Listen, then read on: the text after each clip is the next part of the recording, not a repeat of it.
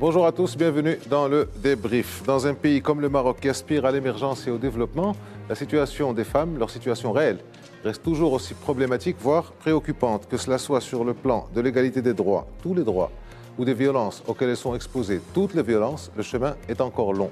Et même au niveau de l'emploi et de leur intégration dans le milieu du travail, le taux d'emploi féminin est en continuelle régression depuis 10 ans. Or, au plus haut niveau de l'État, la volonté est claire d'assurer l'égalité hommes-femmes. Écoutons à ce propos ce que disait Sa Majesté le roi Mohammed VI dans l'un de ses tout premiers discours prononcés le 20 août 1999. Comment espérer atteindre le progrès et la prospérité alors que les femmes, qui constituent la moitié de la société, voient leurs intérêts bafoués sans tenir compte des droits par lesquels notre sainte religion les a mises sur un pied d'égalité avec les hommes, des droits qui correspondent à leur noble mission, leur rendant justice contre toute inégalité ou violence dont elles pourraient être victimes, alors même qu'elles ont atteint un niveau qui leur permet de rivaliser avec les hommes, que ce soit dans le domaine de la science ou de l'emploi. Fin de citation. Comment expliquer que ces droits, appelés de ses voeux par le chef de l'État, ces droits défendus par la presque totalité des partis politiques, ces droits qui concernent la moitié de notre population, comment expliquer que ces droits tardent à devenir une règle et à se refléter dans les comportements sociaux habituels? Victimes d'abus et de violences, discriminées dans les emplois, croulant sous les charges familiales et professionnelles, les femmes doivent faire entendre leur voix et réclamer le respect du droit. Or, ce n'est pas ce que nous renvoie la réalité. Au contraire, dans certains domaines, comme l'emploi par exemple, la situation des femmes empire. Alors comment, pourquoi, jusqu'à quand, que faire? Autant de questions auxquelles répondront nos invités. Nessa Sqelli, bonjour. Bonjour. Vous êtes ancienne députée et ancienne ministre du Développement social, de la Famille et de la Solidarité dans le gouvernement de C. Abbas Fassi. Tout à fait. Merci d'avoir répondu à notre invitation. Merci pour l'invitation. Merci. Maître Fatem Zahra Chaou, vous êtes avocate et présidente de l'Association marocaine de lutte contre la violence à l'égard des femmes. Merci d'avoir répondu à notre invitation. Maître Aïcha Glaa, bonjour.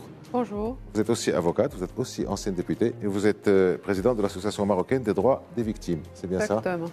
Merci à vous trois d'avoir répondu à notre invitation. Des violences, des agressions, des viols et surtout une injustice au quotidien, en ville ou au milieu rural.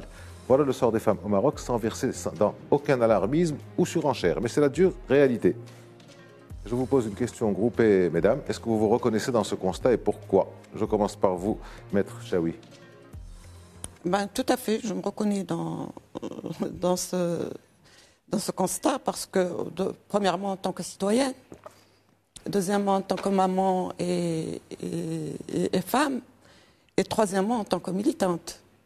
Donc, en tant que femme, je suis au quotidien dans la rue, aussi dans les endroits publics, et là où je vais, on est sifflé, on est harcelé.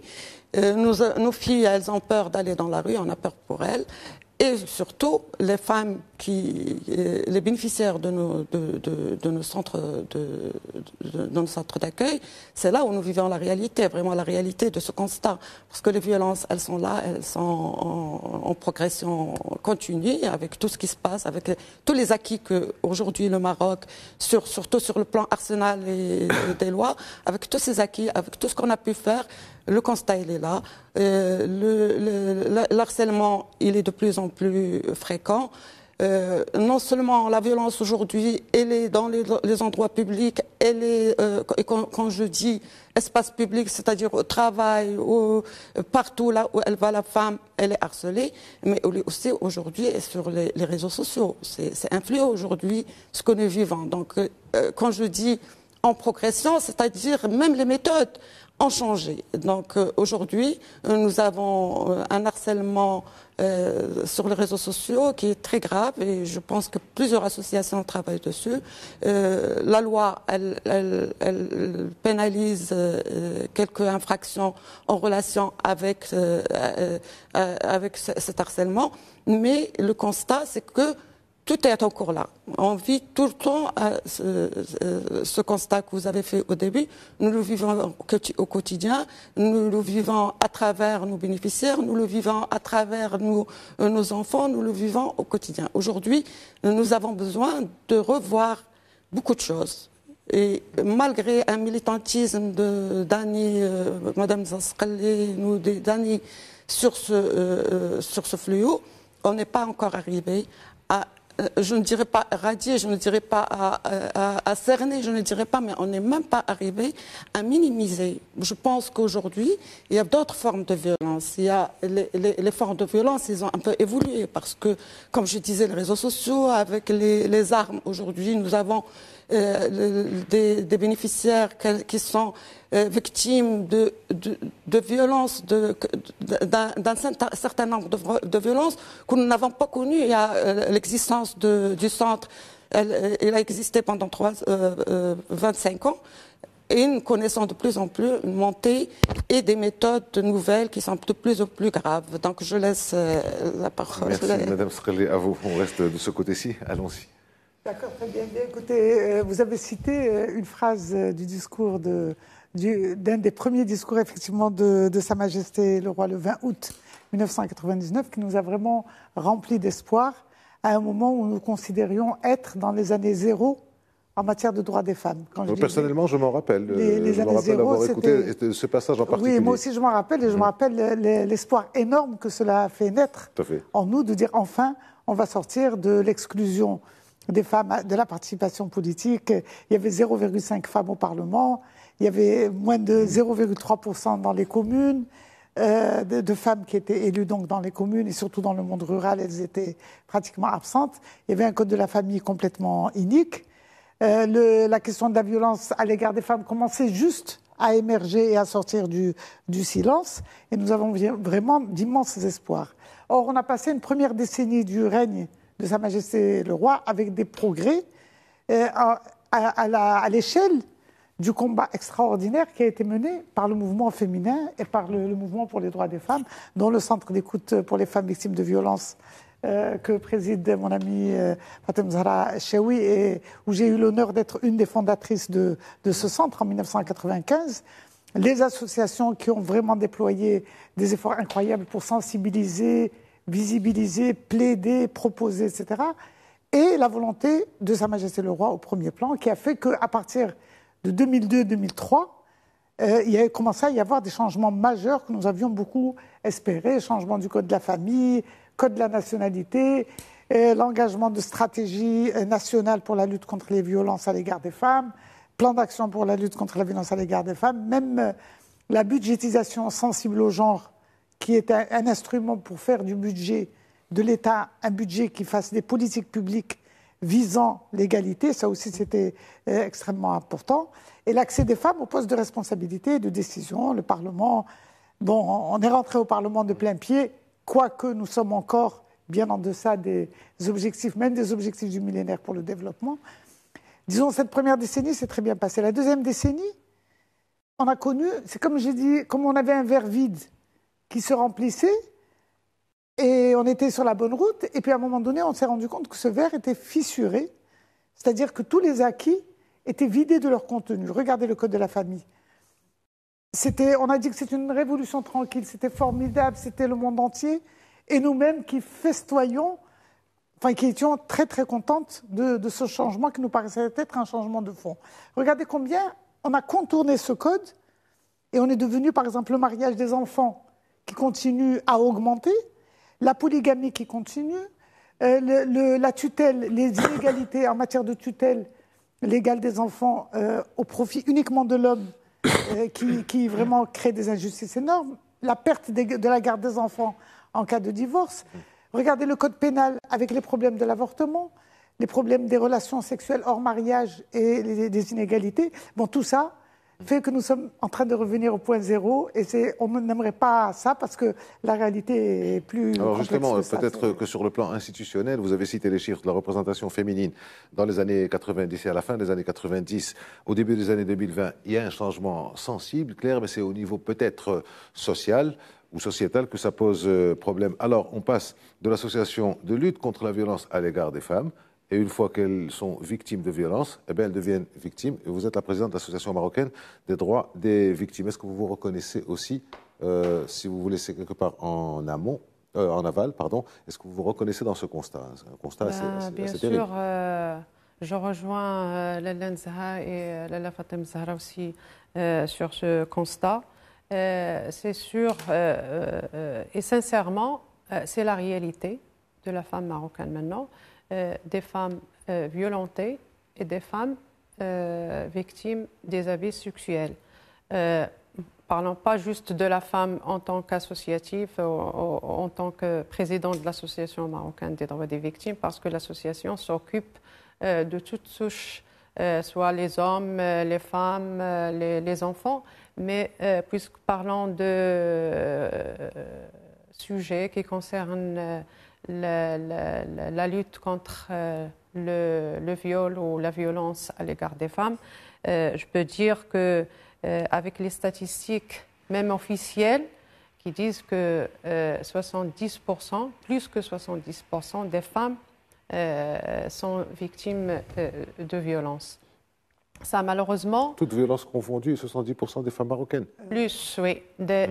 C'est de la violence physique, psychique, de l'harcèlement sexuel, économique, maintenant numérique, toute forme de diffamation. Alors, vraiment, comme a dit Lenza, pendant un moment, on était positif, on a cru qu'on est vraiment dans un contexte qui va promouvoir la femme, la situation de la femme sur tous les niveaux juridiques, social, économiques et tout ça. Et la femme marocaine a montré vraiment qu'il le mérite. Et qu'il est surtout dans les postes de responsabilité. On savait que dans les années 90, il n'y avait que de députés, de ministres avant. Maintenant, les chiffres montrent que la femme, elle est capable, elle est sérieuse, elle est responsable, elle assume sa responsabilité pour le développement de son pays. Mais malheureusement, les chiffres et les statistiques prouvent malheureusement qu'on est en train de bloquer ces femmes-là. Elles peuvent pas, le coût il est énorme et elles ne peuvent pas participer d'une façon très positive dans le développement de leur pays. Malheureusement, on a eu le code de la famille et maintenant il y a des problèmes. Depuis 2004, normalement, le code de la famille doit être modifié. Maintenant, il y a beaucoup de changements de la société marocaine. Le code pénal, même la loi 103-13, vraiment, elle ne répond pas aux questions de la violence à l'égard des femmes. Donc, ce constat, il est vrai, malheureusement. Mais je pense que la société civile elle est en train de militer, de travailler à ce qu'on avoir des lois qui répondent et d'un milieu global avec une approche globale pour répondre à tous les besoins et promouvoir la femme marocaine. Bien, alors, nous sommes à quelques jours après le 10 décembre, Journée internationale des droits de l'homme. Il y a aussi le 8 mars. Il y avait le 25 novembre, la Journée internationale de la lutte contre les violences à l'égard des femmes. Alors, ça s'appelle... Les 15 jours, du 25 au 10 décembre, qui sont les 15 jours, 16 jours d'activisme contre la violence à l'égard des femmes. Nous en sommes à je ne sais pas combien de piqûres de rappel. À chaque année, c'est 2, 3, 4 journées, des manifestations, des événements, des occasions qui sont apparemment, le rappel ne fonctionne pas tellement. Alors 22 ans après le discours royal dont j'ai lu un extrait, vous avez fait référence tout à l'heure, et vu l'expérience que vous avez aussi bien sociale que politique, gouvernementale qu'associative, pourquoi on en est encore à défendre des choses qui sont élémentaires? Qu'est-ce qui fait que ça ne tient pas? Je veux vous dire mon point de vue, c'est que pendant la première décennie du règne de Sa Majesté le Roi, il y a eu des progrès très importants qui ont été couronnés par la Constitution marocaine en 2011. Et pour nous, c'était vraiment le couronnement et c'était l'ouverture d'une nouvelle page d'espoir pour continuer à avancer dans le sens de l'égalité. Or, les élections ont mis à la tête du gouvernement, donc depuis 2011, le parti le plus conservateur en matière de droits des femmes et un parti qui s'était manifesté clairement pour être dans l'opposition aux droits des femmes. Ce sont les dures lois de la démocratie, madame. D'accord, mais la démocratie, ce n'est pas uniquement une question de chiffres, d'arithmétique électorale. La démocratie, c'est une question de valeur aussi. Oui. Alors, et d'engagement. Je ne défends personne, je dis simplement que c'est la dure loi électorale. Quand ils en ont plus, ils passent. Quand vous avez la Constitution qui vous dit l'égalité, la parité, l'interdiction de toute forme de violence à l'égard des femmes. Mais n'importe quel gouvernement est tenu de respecter cette Constitution qui est en fait des règles consensuelles entre la volonté de Sa Majesté le Roi, les partis politiques, comme vous l'avez dit dans l'introduction, les partis politiques, le mouvement, la société civile, le peuple marocain qui a voté dans sa globalité pour cette Constitution. C'est un contrat en quelque sorte de base sociétale entre toutes les composantes de la société. Donc, au lieu d'avancer, on a reculé. Et c'est ça le problème. Donc, maintenant, je reconnais que la réalité, elle est duelle. C'est-à-dire, en même temps, on a des choses qui avancent. On ne peut pas le nier, des choses importantes qui avancent. Ne serait-ce que les femmes brillent. On les voit briller au niveau universitaire, au niveau scientifique, au niveau artistique. Donc, les femmes, elles brillent, elles sont valorisées. C'est sûr. Mais à côté de ça, la violence est là. Il y a une espèce de haine qui a été développée à l'égard des femmes. Et donc la société est devenue imprégnée de cette idéologie haineuse à l'égard des femmes. Et aujourd'hui, le gouvernement qui vient d'arriver, on a l'espoir que ce soit effectivement une page de tournée et qu'on aille vers une nouvelle page. Mais quand on voit maintenant le rapport du nouveau modèle de développement et le programme gouvernemental ne font presque pas référence à l'égalité. Ils parlent du seul objectif visible dont ils parlent, c'est de la question de la participation économique des femmes et le taux d'activité des femmes. Mais s'il vous plaît, faites avec moi une lecture.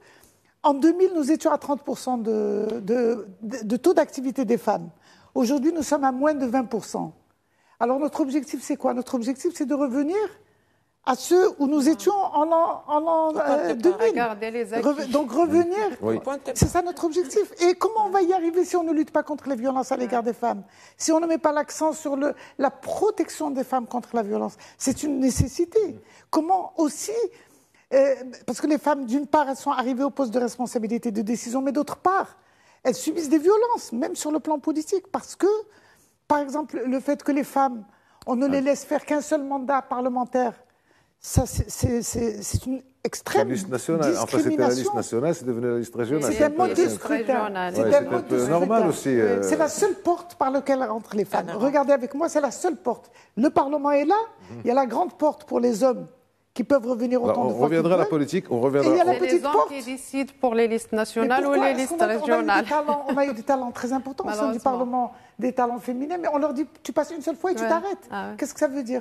Dans les communes, la même chose. Regardez combien les femmes... Vous menez un... Continuez.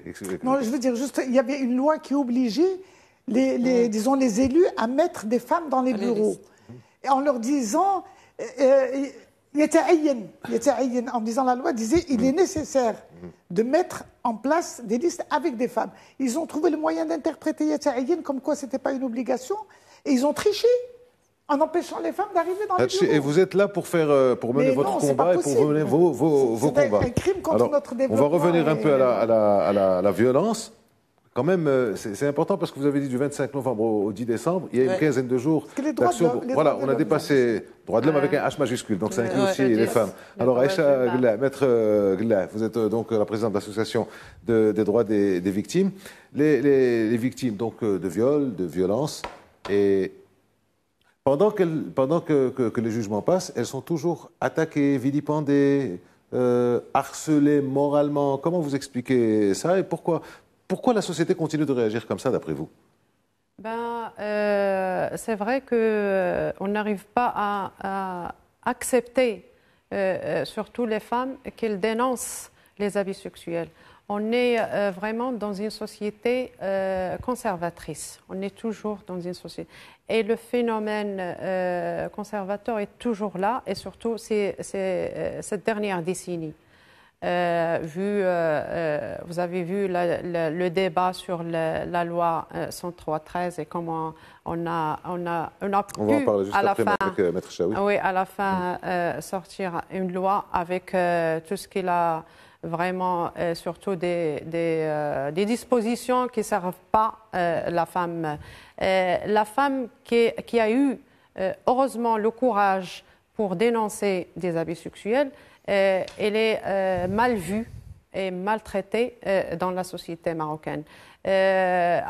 Certainement après le jugement... Question d'espace public ou question de quoi? C'est normal, c'est une culture. Le problème, de violence est devenu structurel dans la société marocaine. Et on a normalisé avec la violence et toute forme des abus sexuels. On a normalisé avec ça. Alors, une femme qui arrive à dénoncer ça, qui arrive à accéder à la justice, elle est maltraitée par la société parce qu'elle est sortie d'un cadre établi pour une femme qui doit rester ou doit garder le silence. Elle ne doit pas contester parce qu'elle est violée ou violentée par un homme et l'homme, il a le pouvoir, il a toutes les autorités sur une femme qui n'a pas le droit. Donc, on est toujours dans une mentalité patriarcale, mais on vit toujours dans le contexte traditionnel des coutumes et des traditions qui obligent la femme à garder le silence. Malheureusement, même après un jugement, la femme n'arrive pas à avoir ses droits. Elle est victime de double violence. Une double violence de diffamation, des insultes, de tout ce que vous voulez, parce qu'elle a eu le courage de dénoncer des actes criminels d'un certain homme. Normalement, pour eux, une femme, elle doit être l'exemple d'une femme traditionnelle qui doit accepter tout ce qu'elle va subir. Alors on va revenir à ces violences. On va revenir à ces... quelque chose en 2 secondes, parce que Mme Chaou, je voudrais l'entendre sur la loi 133. Pour confirmer ce qu'a dit Mme Ghlia, de dire que seulement 3% des femmes victimes de violences sexuelles portent plainte. Ça, ce n'est pas moi qui le dis, c'est le HCP. Oui, c'est officiel. L'enquête nationale de 2019, seuls 3% des femmes victimes de violences sexuelles vont se plaindre. Pourquoi? Parce qu'elles sont justement insultées. C'est-à-dire que finalement, c'est terrible ce que vous dites, ce que dit le HCP. C'est vraiment terrible parce que ça veut dire que pratiquement toutes les femmes violées, c'est dans l'impunité. À 97%, on peut arrondir à 100%. Ça veut dire que... On les considère comme des coupables. Sur les 3% qui dénoncent, il y a beaucoup d'impunité. Donc, sur celles qui gagnent cause, on pourrait dire 1%. Voilà, il y a à peu près 1,5% qui sont... Donc c'est pratiquement les viols, les violences sont dans l'impunité parce qu'il n'y a pas de condamnation. Alors justement, Madame Chaoui, je me rappelle qu'il y a 3 ans et quelques, nous étions ensemble ici même à parler de la loi 103-13 et vous étiez un peu sceptique. Oui. Il y a 3 ans et demi qui sont passés. Non, elle est très oui, je le suis toujours. Un peu plus, un peu moins. Je le suis toujours. De toute façon, moi, la réponse à votre question, elle est dans votre première question. Oui. Sous l'égide de cette loi, vous avez toujours des violences, des agressions, des viols. Le constat, il est là. Donc, si cette loi a fait quelque chose, elle n'a pas réprimé. Il y a 3 ans, je vous avais dit que cette loi, elle est plus répressive que protectrice. C'est des amendements et tout. Là, après l'application, on s'est rendu compte que ces petits acquis qu'on a eus, avec toutes les insuffisances, que je ne reviendrai pas sur les insuffisances dont on en a parlé il y a 3 ans, sur toutes les insuffisances qu'il y a, sur l'application, on a encore perdu. Parce que j'avais dit qu'elle était répressive, mais aujourd'hui, les jugements, ils sont très allégés. Les jugements, Maître Ghlia peut en témoigner, ils différaient entre 2 et 3 mois parce que... Pourquoi? Parce qu'aujourd'hui, on n'a pas mis les mécanismes pour accompagner une loi. Une loi, elle doit être accompagnée par des mécanismes. On ne peut pas dire qu'on va protéger les femmes et qu'on mette des mesures de protection et qu'on ne dispose pas de mécanismes pour pouvoir appliquer ces mesures de protection. Pour être pratique, je donne un exemple. Par exemple, il y a une mesure de protection de l'éloignement de l'homme violent. Oui, mais qu'est-ce qu'on a mis à côté? Est-ce qu'on a mis des centres d'hébergement pour éloigner au moins, pour que la femme, qu'on puisse mettre la femme ou l'homme, l'hébergement? Dans les mesures, il y a le suivi de l'homme violent après un jugement, c'est-à-dire il doit être suivi par un psychiatre, un psychologue, et c'est le juge. Qu'est-ce qu'on a mis comme mécanisme pour ça? Rien du tout. Donc on a fait des lois. Donc on a fait les lois. De toute façon, les lois, elles sont les textes de loi. c'est la jurisprudence qui donne vie à ces textes de loi. Donc aujourd'hui, si on ne donne pas les moyens, moi je ne dis pas qu'il y a ce problème que les juges sont en un esprit patriarcal, que ce soit homme ou femme, mais il y a des juges qui font des efforts, il y a des juges qui veulent faire des efforts, mais on n'a rien mis à leur disposition pour qu'ils puissent faire des efforts.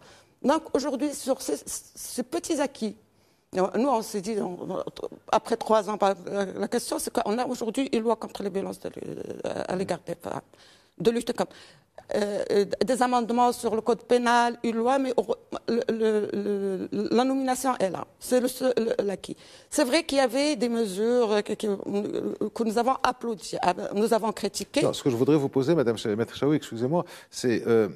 Est-ce que, cette loi, ce sont des amendements, ce n'est pas véritablement une loi dans le sens propre, ce sont des amendements du Code pénal. Est-ce que, je voudrais savoir, par votre bouche, est-ce que c'est véritablement dissuasif dans le sens de la sanction, dans le sens de la comment on appelle ça, de la répression, parce qu'il faut réprimer ce genre d'actes. Est-ce que c'est véritablement le cas? Je viens de voir sur le numérique, les pédophiles, détournements de mineurs, ils risquent entre 1 et 5 ans de prison. Donc c'est ça que je voudrais vous faire réagir sur ça, mais le temps passe, on est déjà à la fin de la première partie, on se retrouve dans quelques secondes après la pause.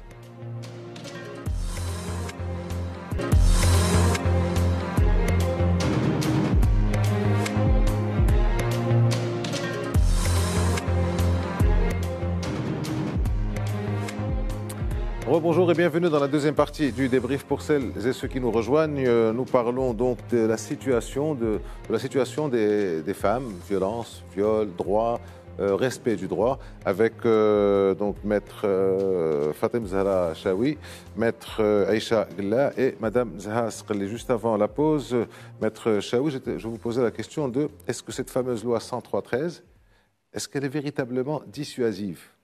Ou alors c'est un ensemble d'articles qu'il fallait mettre parce qu'il fallait les mettre et puis voilà, ça fait bien. Je reviendrai sur ce que j'avais dit il y a 3 ans.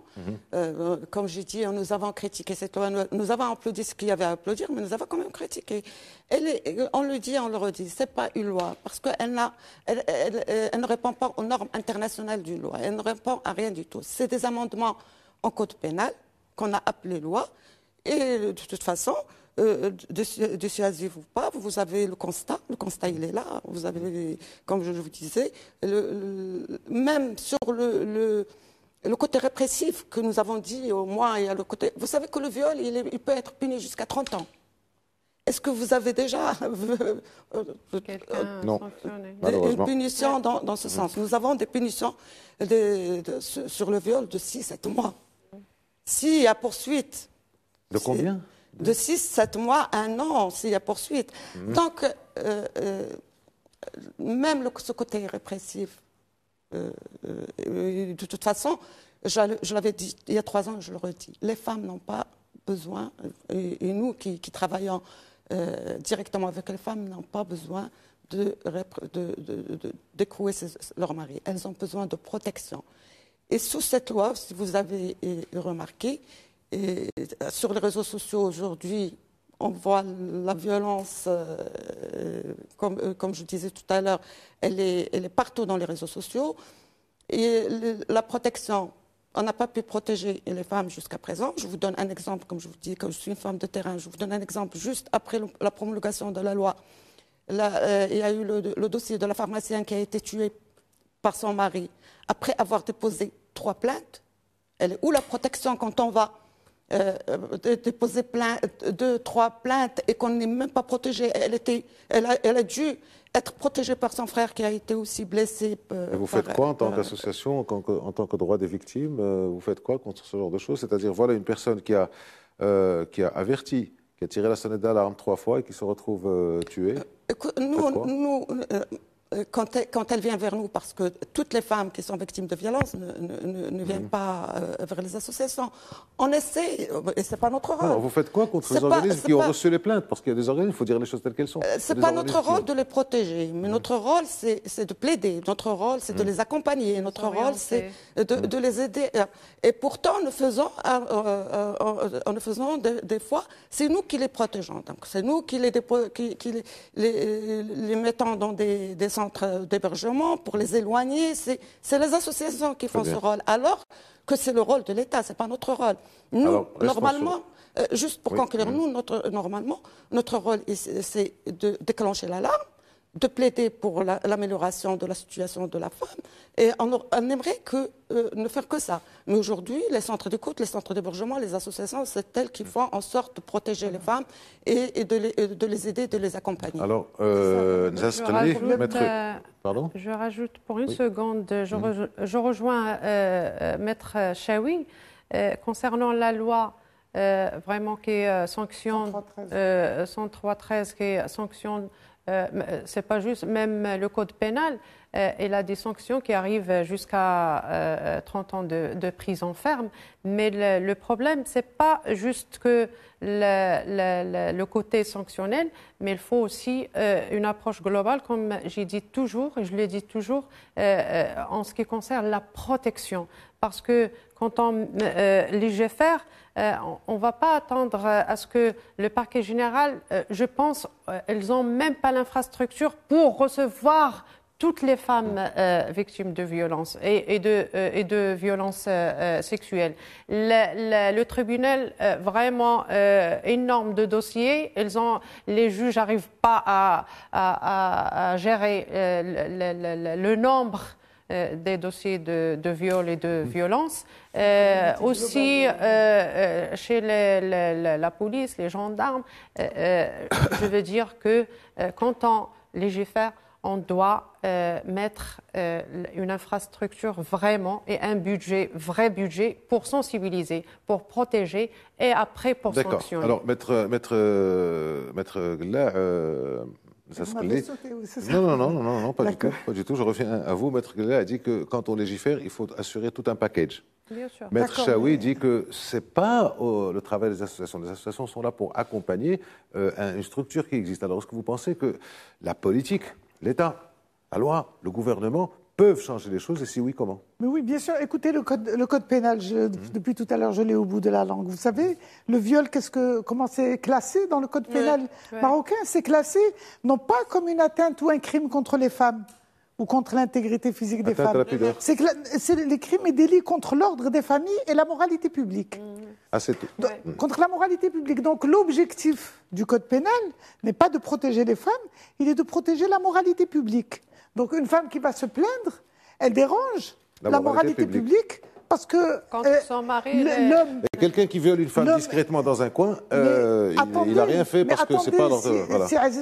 C'est ce qui est plus grave encore. Quand on dit qu'il n'y a que 3% des femmes victimes d'agressions sexuelles qui portent plainte, mais vous savez qu'une femme qui va porter plainte pour viol, elle a toutes les chances de se retrouver inculpée pour relations sexuelles hors mariage. C'est pour ça que adultère, c'est une femme mariée. Quand on hurle et qu'on dit l'article 490 qui pénalise les relations sexuelles hors mariage, il faut l'enlever. On nous dit vous voulez encourager la débauche, vous voulez encourager les gens à pratiquer le sexe à tour de bras, ce qui n'est pas le cas. Le cas, c'est que l'article 490 est utilisé contre les femmes, pas contre les hommes, parce que la société, elle valide le droit des hommes à avoir des relations sexuelles. La liberté sexuelle des hommes est implicitement reconnue par la société. Mais les femmes, c'est elles qui sont toujours porteuses, c'est elles qui subissent le maximum. Alors je dis aujourd'hui le rôle des politiques. Bien sûr qu'il est très important, mais les politiques, ils se cachent derrière un conservatisme. Par exemple, quand le code pénal, on a besoin d'une refonte globale. On sait que le précédent gouvernement ne l'a pas fait, parce qu'il ne voulait pas le faire. Et je vais vous donner un exemple dans la loi 103.13 qui est très dangereux. Est-ce que vous savez que le harcèlement sexuel dans la loi 103.13 n'est pas uniquement pour protéger les femmes, mais pour protéger les hommes et les femmes contre le harcèlement? Donc récemment, moi j'ai vu moi-même un jugement qui a été contre une femme pour harcèlement sexuel d'un homme. Alors il suffit que l'homme aille porter plainte, ben oui, pour harcèlement sexuel. Il suffit que l'homme aille dire, eh ben voilà, elle m'a regardé, elle m'a fait un clin d'œil, elle m'a souri, elle m'a je ne sais pas quoi, et qu'il porte plainte contre elle, eh ben elle peut se retrouver emprisonnée, poursuivie et emprisonnée pour harcèlement sexuel. Et on va le croire. Écoutez, du moment que la loi... j'avais la loi tunisienne. Oui, j'avais la loi tunisienne. Non, je j'avais la loi marocaine. Aussi, hein. La loi tunisienne... mais quand vous avez un juge qui est plus enclin à croire un homme qu'à croire une femme. Pour les femmes, on ne les croit pas. Oui. La loi tunisienne, elle disait que le harcèlement sexuel... Absolument. Elle disait que le harcèlement sexuel, c'était pour protéger les femmes dans l'espace public contre les femmes, explicitement. Dans la loi marocaine, c'est toute personne victime c'est-à-dire c'est une personne, ça veut dire que ça peut être un homme. Et la théorie qu'il y avait dans le précédent, enfin l'idéologie du précédent gouvernement, ou qui dirigeait le précédent gouvernement, c'était que c'est les femmes qui harcèlent les hommes par leur tenue vestimentaire, que les... Bon, écoutez, j'ai des questions à vous poser, mais là je reste sur ça, parce que là c'est quand même un peu révoltant. Le précédent... C'est pour ça qu'on est chaude. Voilà, et je veux faire le tour de la table, parce que, bien, vous êtes convaincante, vous avez des arguments, vous avez des bouquins, vous avez des expériences, vous avez des gens avec qui vous avez parlé, des femmes que vous avez vues. Vous n'avez pas le pouvoir. Il y a des gens qui ont le pouvoir, que ce soit des hommes ou pas, à la limite, ce n'est pas le plus important, mais il y a aussi Aziz Akhnouch qui est un monsieur qui vit dans la modernité, qui a une femme, qui a des enfants, qui a certainement des filles, qui a des sœurs, vous avez monsieur Abdel Nabawi, vous avez monsieur Hassan Daki, vous avez monsieur Abdel Taif Ouebi. Est-ce que ces gens-là, maintenant, est-ce que vous avez fait une action pour aller les voir et le voir dans le blanc des yeux et leur dire, voilà ce qui se passe, pourquoi vous ne changez pas ça, et s'ils ne veulent pas le changer, à la limite, allez le dire dans les médias. Question ouverte à vous trois. S'il vous plaît, répondez, comme ça on passe aux autres questions. Parce que moi aussi je peux m'énerver aussi un peu là-dessus. Écoutez, les associations, à ma connaissance, ont commencé par analyser le contenu du programme gouvernemental, en voyant que ce programme a un contenu social positif. Mais en même temps, on est inquiète sur la façon dont ça va être appliqué. Quand on dit, par exemple, lutter contre la pauvreté, enlever 1 million de familles de la pauvreté, est-ce qu'on va prendre en compte les femmes? Parce qu'on voit que chaque fois qu'il est question de donner de l'argent de la part de l'État, ça a été le cas pendant le Covid, on voit que les allocations vont directement dans la poche des hommes. Et l'argent des hommes ne va pas nécessairement pour améliorer la situation de l'enfant. Est-ce que vous avez initié des actions vis-à-vis de nos décideurs actuels? C'est programmé. Est-ce que c'est programmé? C'est programmé. Je peux comprendre que vous aviez... C'est programmé. C'est pas nous qui avons, c'est eux qui n'ont pas le temps pour nous. Oui, mais juste pour répondre à la question, effectivement, les politiques peuvent beaucoup faire. C'est pour ça que, tout à l'heure, quand elle a parlé des acquis pendant les années 90 et le recul des années 2000, et le recul de 2010 jusqu'à 2020, c'est les politiques qui font ça. Nous avons fait que ça. Notre rôle, c'est de plaider. C'est vrai que nous ne sommes pas partis voir M. Abdel Nabawi parce que c'est selon les compétences.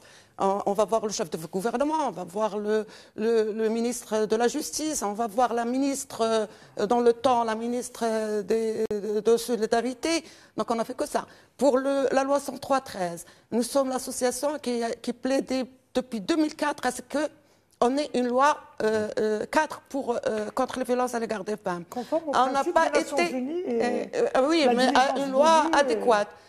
Pour la loi 103-13, on n'a pas été impliqué, aucune implication. On n'a pas été pour la loi 103-13. Donc nous faisons le maximum, mais il faut toujours est-il, il faut que les politiques soient à l'écoute déjà, avant de tenir leurs engagements, soient à notre écoute. Pour conclure, pendant ces 10 ans. Peut-être qu'on a travaillé plus à l'aise avant, mais pendant ces 10 ans, on a eu, moi je le dis, on a eu un blocage.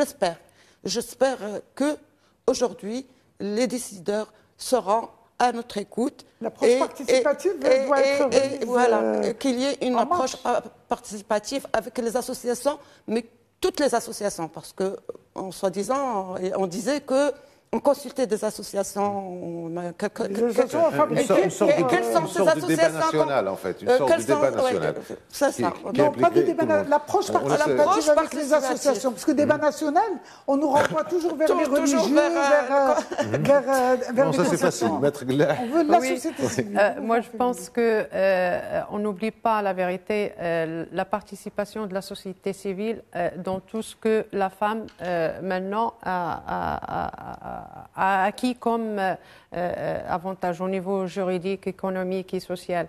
Je veux dire que le moment, pour moi, est venu pour une révolution en tout ce qui concerne la situation de la femme, les droits de la femme, en tout ce qui concerne son état et sa situation sociale. Ce n'est pas juste le Là, social. concrètement, Maître Glia, concrètement, oui. excusez-moi de vous couper, concrètement.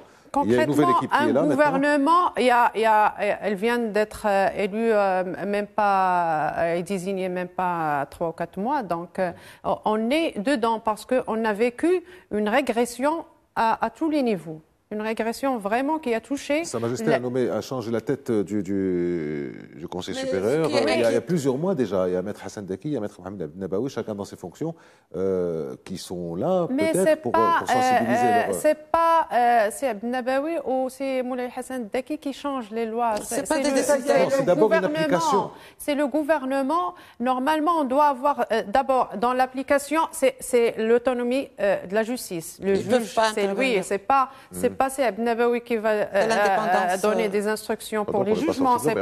Mais il faut avoir, comme je l'ai dit, une approche globale pour que même, par exemple, dans les affaires du viol ou de la violence, il faut avoir des juges spécialisés. Il leur faut de la formation et la formation continue sur les droits des femmes parce qu'on n'est pas là dans ce contexte. Les juges, ils sont vraiment avec des textes qui sont rigides et elles appliquent comme ils les appliquent pour d'autres affaires qui n'ont rien à voir avec les droits de la femme. Donc, pour arriver à une bonne implication à ces lois-là, il faut vraiment tout un travail énorme sur tous les niveaux. Vous allez initier, Maître Oui, bien sûr. Madame Sreli, allez-y. Non, parce que c'est important, je dis. Allez-y. Il y a le chantier législatif qui doit être repris en fond de comble. Aujourd'hui, on a besoin d'un changement majeur du Code de la famille, une nouvelle réforme majeure du Code de la famille, et ça demande une volonté politique au plus haut niveau de l'État. Même Mouhbi, il a dit, le Code de la famille, oui, je veux bien faire des propositions, mais ce n'est pas mon domaine. C'est pas ma prérogative, c'est la prérogative de Sa Majesté. Donc aujourd'hui, on a besoin d'un grand chantier de changement. On a besoin d'un changement de fond du Code pénal. Ouais. On a besoin de la mise en place de l'autorité pour la parité et la lutte contre toute forme de discrimination. Madame Sreli, le Code de la famille est une loi. Oui. Oui. Bien.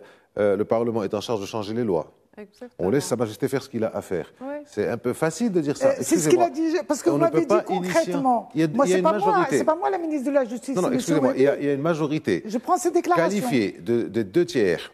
D'accord, 270 sur 395. C'est pour ça que je vous dis que, quand Sa Majesté prendra la décision, il prendra la décision. Mais pour l'instant, pourquoi vous n'initiez pas ça au niveau parlementaire? Je voudrais aussi demander à on a fait beaucoup de propositions. Le problème, c'est que pour ce qui concerne les droits des femmes, on se réfère toujours non pas aux conventions internationales et aux principes généraux qui régissent toutes les lois en général, mais on fait appel à la religion. Et on se cache derrière le fait que Sa Majesté est Amir Mouminin en disant ça, c'est une question qui relève du religieux. C'est pas ma position à moi, c'est ce que disent les responsables.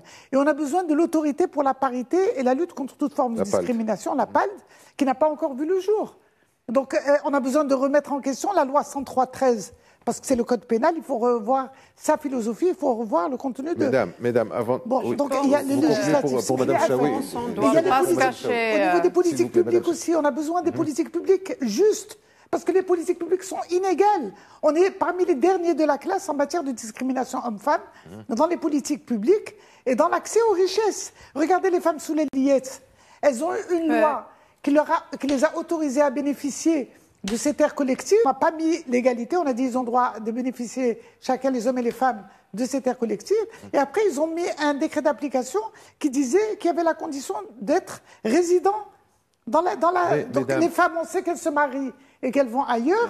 Donc ce qui fait, c'était une autre façon de leur enlever. Madame Chaoui, juste avant que vous preniez la parole, excusez-moi, juste avant, je voudrais faire une remarque. Sa Majesté a pris une décision sur l'avortement quand il y a eu un mouvement social sur l'avortement. Ça n'a pas été suivi, c'est une autre histoire, on peut en parler. Mais il y a eu un mouvement social, il y a eu... Sa Majesté a réagi. Il y a eu l'affaire Hajar Rissoni. Mais il n'a pas été suivi. Sa Majesté a réagi, il n'a pas été suivi. D'accord. Ça fait 6 ans qu'il a fait le ftoua diallo. Il n'a pas été suivi. Le politique, il est absent. Le politique, il est absent. Le politique, il était absent, malheureusement. Maintenant, vous avez une autoroute devant vous. C'est ce que je veux vous dire. Pourquoi on ne crée pas un débat? Pourquoi on ne crée pas un intérêt pour la question, plus personne ne peut se cacher derrière rien du tout. Il y a trois partis qui ont les 2/3 du Parlement et vous êtes extrêmement actifs et convaincus. Pourquoi vous n'y allez pas? Alors, est-ce que vous allez y aller? De toute façon, nous, on y va. On a de toutes les manières, vous y allez. On n'est pas partant. Juste pour être en cohérence avec mes deux, on est dans le même sens. C'est vrai que le rôle de la société civile, comme je disais, c'est d'accompagner et de plaider. On n'a fait que ça. Bon, je vous avais parlé de la loi 103/13 et des efforts qui ont été faits, qui n'ont pas, auxquels on n'a pas répondu, mais on a toujours espoir. Du moment qu'on est là pour militer, on le fera et qui plaise à ce qui plaise et qui ne plaise pas à ce qui plaise, mais on le fera. De toute façon, elle est où la femme? On ne parle pas de la violence, pas de l'égalité. Rien du tout. Bon, c'est vrai que nous, on va plaider pour qu'ils prennent en considération, bien que le programme est absent, qu'ils prennent en considération tout ça pour la refonte du code pénal. En 2004, pour nous, c'était une révolution. Parce que, au moins, on est sorti du religieux. On est sorti de religieux. Aujourd'hui, on est sorti de religieux. On a pu toucher même à l'héritage sur la loi CL Wajiba. On a pu toucher sur la loi de... Donc il y a des évolutions positives. Mais aujourd'hui, nous avons une nouvelle constitution en 2011 qui n'est pas en cohérence avec parce que le code de la famille, il date de 2004. La Constitution, elle date de 2011. Aujourd'hui, c'est obligatoire que toutes les lois, que ce soit le code pénal, que ce soit le code de la famille, que ce soit quelles que soient les lois, doivent être en cohérence avec... nous n'avons aucune loi qui est en cohérence avec la Constitution aujourd'hui. Nous avons une Constitution avancée, mais nous avons des lois qui sont plus ou moins aussi avancées. Et des engagements Aujourd'hui, c'est obligatoire que ce nouveau gouvernement soit à l'écoute des associations des femmes, qu'il ait une approche participative et qu'aujourd'hui, comme je disais, on garde toujours espoir et qu'aujourd'hui, on doit discuter quelles sont les priorités que la femme doit être parmi si les vous me permettez, priorités juste une seconde, si vous me permettez. Il reste à peu près 3 minutes dans cette émission. Je voudrais vous demander une chose. Ça passe très vite, hein, vous savez, quand on est passionné, comme ça passe très vite. Il reste 3 minutes, 4 minutes à peu près. Je vais vous demander à chacune de conclure en 1 minute et demie à peu près, d'accord, et à dire ce que vous avez à dire. Mais si on se retrouve dans 6 mois, ici même dans ce plateau, qu'est-ce que vous feriez d'ici à dans 6 mois et qu'est-ce que vous attendriez d'ici à dans 6 mois? C'est-à-dire au début de l'été. Il y a la nouvelle majorité. On commence par vous mettre Gla. En 1 minute et quelques. Je rajoute juste une petite phrase. Je pense que M. Wahbi n'a pas à se cacher derrière des prétextes parce que je pense maintenant, et vu le programme gouvernemental, il n'y a pas de place pour la femme et l'égalité femmes-hommes au Maroc. Je pense que le gouvernement actuel, même aussi vu son programme gouvernemental, ne considère pas que la cause ou la question de la femme est prime. D'ici 6 mois, l'Association marocaine des droits des victimes a des propositions, une requête pour plaider en la faveur des victimes d'abus sexuels. Vraiment, on est dans une situation très difficile, inquiétante, vu les statistiques. Les femmes subissent de la diffamation pour celles qui ont eu le courage de dénoncer. Il y a d'autres problèmes comme on a dit la dernière fois, et Mme Skli était parmi les intervenants, le corporatisme politique des dossiers des femmes qui ont contesté ce qu'ils ont subi comme abus sexuels. Je pense qu'on est dans une situation qui nous demande un travail énorme sur tous les niveaux, juridique, social, associatif. Et je pense le moment où l'associatif et les ONG ont reculé un petit peu à cause d'un référentiel conservateur, on est dans une situation de régression, mais on garde toujours l'espoir. Très bien. Au-delà de l'espoir, concrètement, Maître Chaoui, 1 minute et quelques. Vous feriez quoi d'ici 6 mois? Parce qu'il y a des lois à changer, il y a des mentalités à changer, il y a une éducation qui est en train d'être revue, il y a un tas de choses qui sont en train d'être faites maintenant. Vous savez, il n'y a pas que la religion ou autre chose, il y a beaucoup de choses. Qu'est-ce que vous feriez d'ici 6 mois avec ce gouvernement? Parce qu'apparemment, ça vient de la politique aussi. Je ferai ce que j'ai toujours fait pendant des années. Continuer.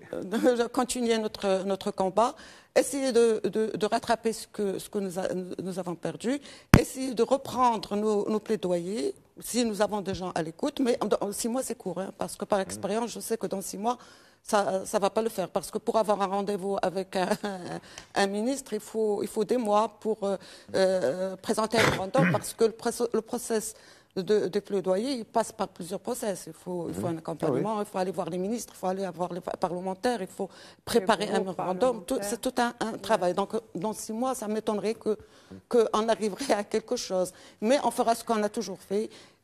D'abord, le travail de terrain, que nous accompagnons les femmes et nous relevons leurs problèmes. Et après, bien sûr, plaider et revendiquer tout ce qu'il y a à revendiquer, tout ce dont on a parlé pendant toute l'émission. Madame Sqali. Moi, je voudrais juste dire au gouvernement, parce que c'est eux qui ont le pouvoir, j'ai l'espoir qu'ils comprennent qu'il n'y a pas de modèle de développement, il n'y a pas de progrès possible, il n'y a pas d'atteinte des objectifs du développement durable sans passer par la lutte contre la violence, une lutte déterminée contre la violence à l'égard des femmes, rétablir la dignité des femmes, réaliser l'égalité, qui est un instrument extraordinaire de justice sociale et de développement. Et mon plus grand espoir, c'est que s'ouvre d'une façon participative avec les vraies associations féminines qui ont beaucoup lutté pour les droits des femmes, s'ouvre les chantiers de réforme législative, code de la famille, code pénal et la mise en place de l'autorité pour la parité. Merci mesdames, je termine cette émission. On termine cette émission comme on l'a commencé par la citation du discours royal d'il y a 22 ans. Comment espérer atteindre le progrès et la prospérité alors que les femmes qui constituent la moitié de la société voient leurs intérêts bafoués sans tenir compte de leurs droits? Termine sur ça. Merci à vous d'avoir été... Voilà la volonté de Sa Majesté, à ne pas se cacher derrière autre chose. Vous avez une base de travail. Merci mesdames, merci maîtres, merci d'avoir été avec nous. Merci de nous avoir suivis. À la semaine prochaine.